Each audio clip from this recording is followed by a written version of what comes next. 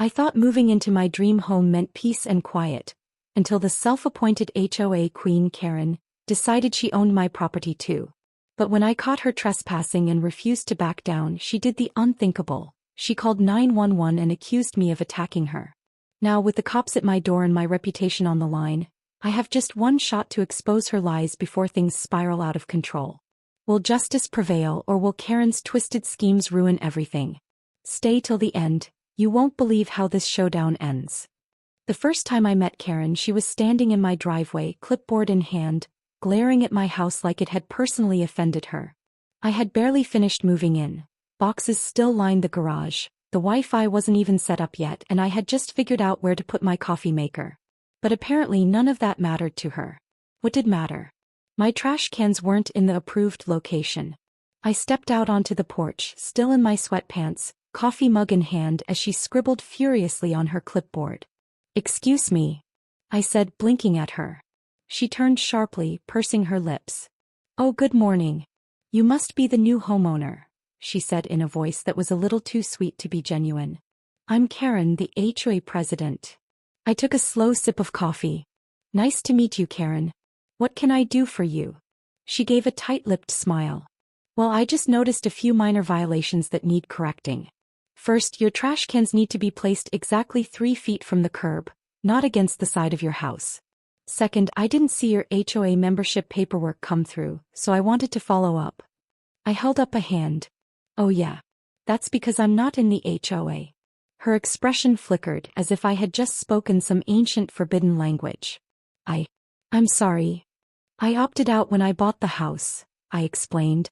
"The previous owner wasn't part of the HOA, so I'm not either. I checked all the legal stuff before I moved in." Karen's smile wavered, but she recovered quickly. "Oh well, that's quite unusual. This is a community, you know. Everyone follows the rules to maintain property values." "Sure, but I'm not in the HOA," I repeated, setting my mug down. "So, no rules for me." Karen's eyes narrowed ever so slightly. "Well, that doesn't mean you can just ignore the neighborhood standards." I gave her my best polite but firm smile. "It actually does." Her nostrils flared. She muttered something about looking into this before stomping off down the sidewalk. I figured that would be the end of it. I was wrong. A few days later, something weird started happening. My electricity flickered at random times, lights dimming for a few seconds before coming back to full strength. It wasn't just one room either. The whole house seemed to be affected. At first, I chalked it up to an old breaker panel or maybe some faulty wiring. But after checking everything out, nothing seemed off. My neighbor, Mark, an older guy with a permanently skeptical expression and an obsession with his lawn, noticed me staring up at my flickering porch light one evening. "Hey, you having power issues?" he asked, walking over. "Yeah," I admitted. "Lights keep flickering. Can't figure out why." Mark rubbed his chin. "Weird. Never had that happen before. Could be a loose connection," I guessed. "Or something wrong with the power lines?" Mark shook his head. "Nah, doesn't make sense. If it was a general outage, more of us would be having the same issue." "You called the electric company?" "Not yet." He frowned, glancing toward the street. "I'd do that if I were you. Strange stuff happens around here sometimes." That wasn't exactly reassuring. I called the power company the next morning, and after an hour on hold, they assured me there were no reported outages or line issues in my area.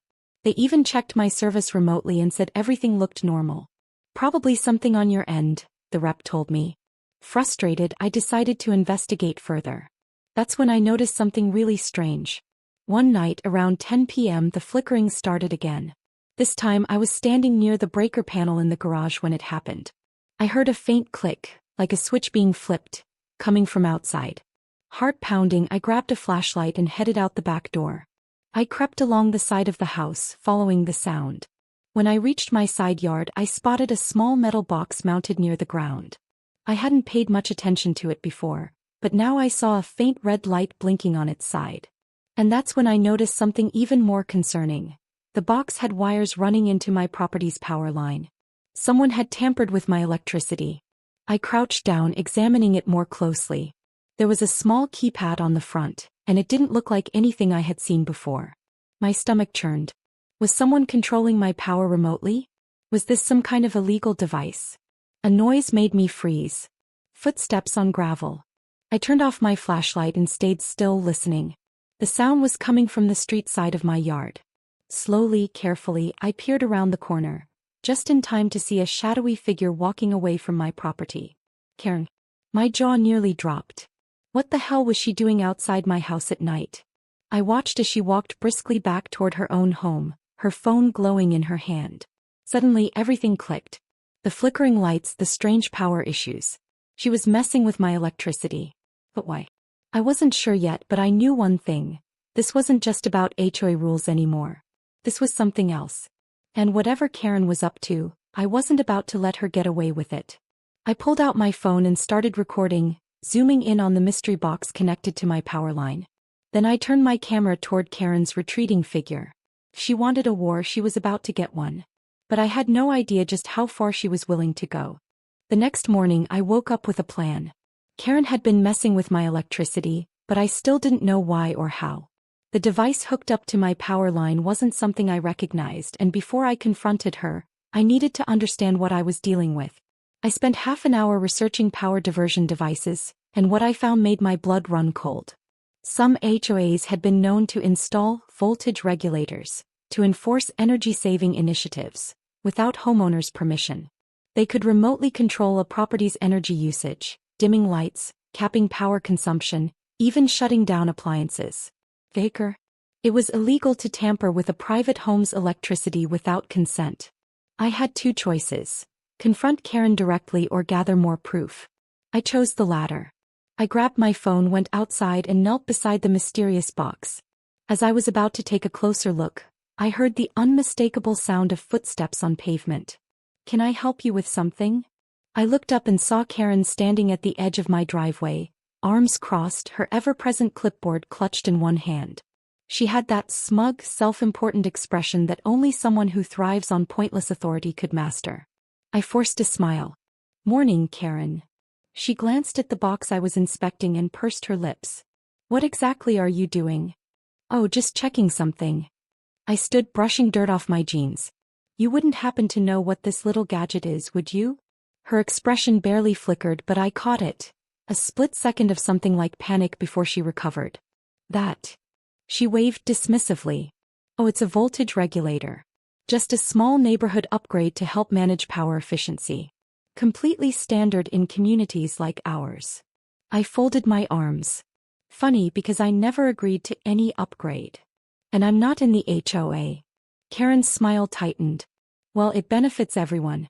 The HOA implemented this system to reduce unnecessary energy use, which helps lower overall grid strain. You should be thanking me."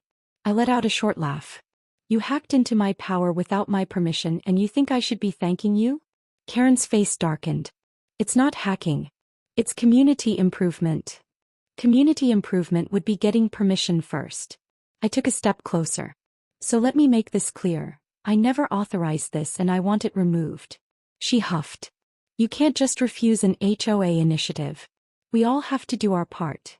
I tilted my head. "I'm not in the HOA. Silence. Karen's mouth opened and closed, and I saw the gears turning in her mind. Finally, she adjusted her clipboard and forced a thin smile. "Well, I'll have to check with the board, but I don't think." "Check all you want. That thing's getting removed today." She looked genuinely offended, as if I'd just insulted her entire existence. "You can't dictate neighborhood policy. And you can't mess with my electricity." We locked eyes for a long moment, an unspoken battle playing out. Finally, she sniffed, scribbled something onto her clipboard, and turned on her heel. "We'll see about this." As she marched away, I pulled out my phone and snapped a few more pictures of the device. I didn't trust her to handle this the right way, so I was going to make sure I had all the evidence I needed. ####. That evening, the flickering got worse. It was like Karen had cranked up whatever control she had over my power. Lights dimming every few minutes, my Wi-Fi cutting in and out, even my refrigerator making weird humming noises. I had had enough. I grabbed my tool set, marched outside, and knelt by the box. If no one else was going to remove it, I'd do it myself. The second I unscrewed the front panel, an alarm started blaring. I nearly fell backward, heart pounding. Then before I could react, my phone rang. I fumbled it out of my pocket. It was an unknown number. Against my better judgment, I answered. A robotic voice crackled through the speaker. Tampering detected. HOA security has been notified. I blinked. Excuse me. The call disconnected. Then, as if on cue, Karen appeared. What do you think you're doing? She screeched, storming across my lawn. I stood up, gripping my screwdriver. I could ask you the same thing. She gasped dramatically, as if I had just committed some unspeakable crime. That is HOA property. You have no right to touch it. This is my property. I gestured around. This isn't a shared space, Karen. It's my home. You don't have the right to install this garbage without my permission. She scoffed. The HOA always has the right to enforce neighborhood policies. I smirked. Even on properties that aren't in the HOA? That shut her up. I crossed my arms. You illegally installed this. You tampered with my power. That's a crime, Karen. Her face turned red. I was just trying to help. Help? By cutting my electricity whenever you feel like it. Karen puffed up like an outraged peacock. I won't stand here and be harassed in my own neighborhood. You came onto my property, remember? She sputtered, but before she could formulate another excuse, she pulled out her phone. And then she did the unthinkable. He dialed 911. I watched in disbelief as she pressed the phone to her ear. Hello? Yes, I need officers immediately. I'm being threatened by an aggressive man who's trying to attack me on my own street. My jaw dropped. Karen turned away, muttering frantic, exaggerated descriptions of the dangerous situation to the dispatcher. Unbelievable. But I wasn't worried. As I had something she didn't. Proof. I casually pulled out my phone and held it up, making sure she saw the blinking red light. Hey Karen, I called. She whirled around. I grinned. You're live streaming. The color drained from her face. I wasn't actually live streaming, but she didn't know that. The panic in her eyes was priceless. See, the great thing about modern technology, I continued, is that I've got everything recorded. You trespassing. You tampering with my electricity. And now you making a false police report. She made a strangled noise. The wailing of sirens in the distance sealed the deal. I tucked my phone back in my pocket and folded my arms, smiling as the police cruisers turned onto my street. This was about to get interesting. The flashing red and blue lights painted the neighborhood in streaks of chaos as two police cruisers rolled up to my driveway. Neighbors had already started gathering, peeking out from behind curtains and stepping onto their porches, eager to catch a glimpse of the latest suburban scandal. Karen, ever the drama queen, let out a loud, exaggerated gasp and waved her arms like she had just survived a harrowing escape. Officers! Over here.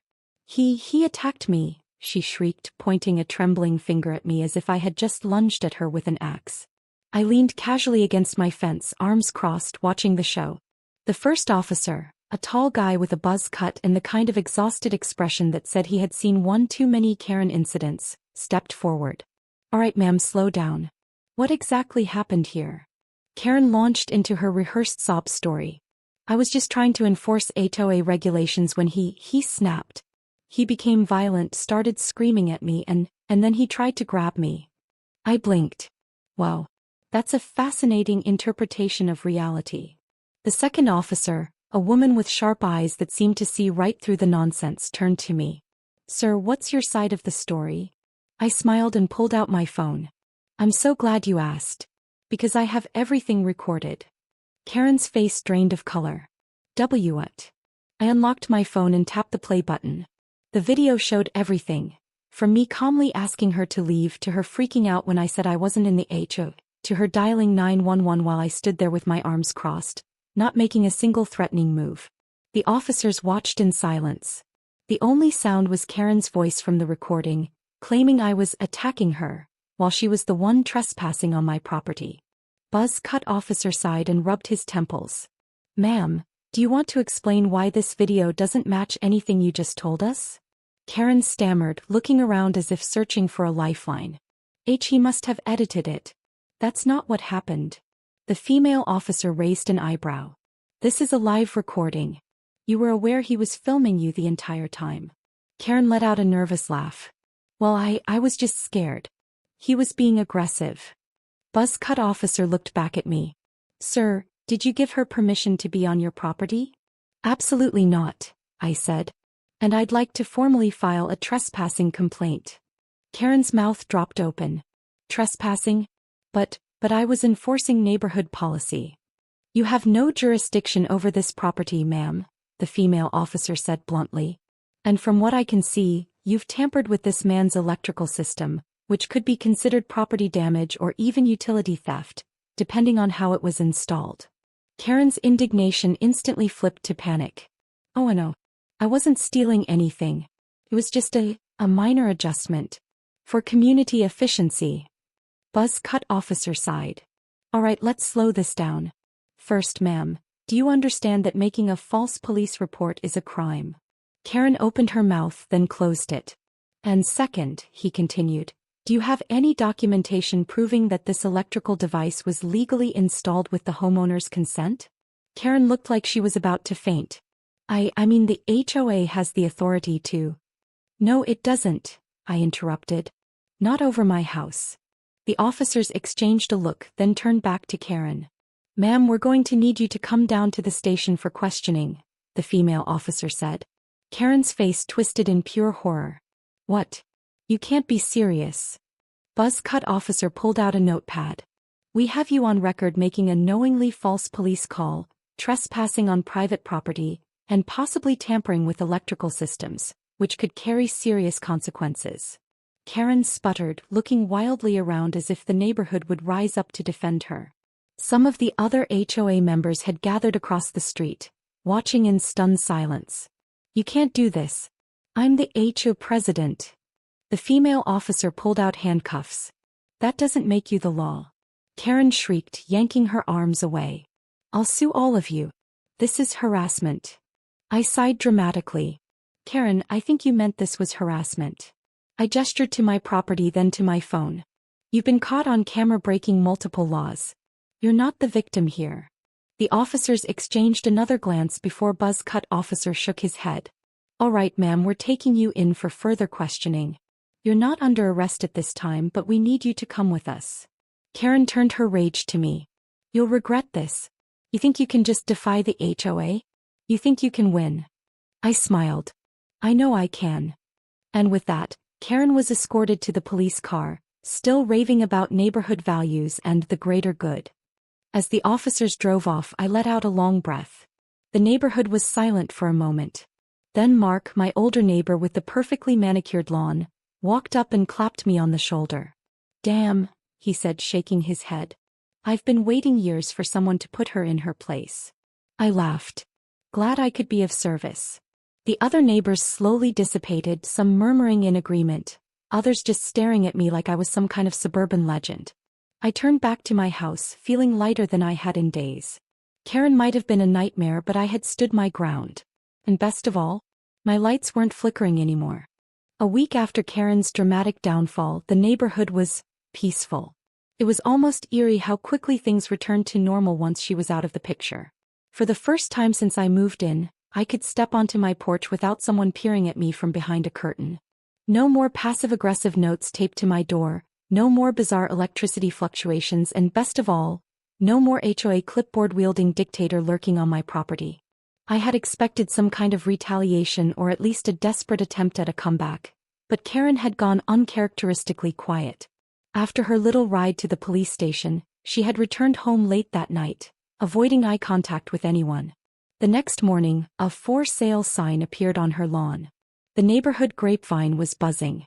She's been dethroned, Mark, my lawn-obsessed neighbor, said over a cold beer on my porch one evening. HOA board had an emergency meeting. Turns out she'd been pulling all sorts of shady stunts, misusing funds, making up fake fines, even charging people for violations that didn't exist. I whistled. Damn. No wonder she was so determined to get me under HOA control. I was probably the only house she couldn't extort. Exactly, Mark said. She got greedy and it caught up to her. He smirked. But you delivered the finishing blow. I raised my bottle in a mock toast. To justice. Mark clinked his bottle against mine. To pissing off HOA Karens everywhere. I laughed, but there was still one thing bugging me. Karen's obsession with controlling my electricity.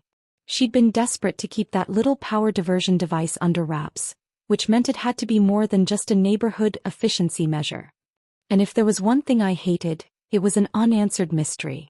That night, after it got dark, I grabbed my tools and a flashlight and headed to the side of my house. I had already cut power to the strange device, but I hadn't removed it yet. It was time to figure out exactly what it was.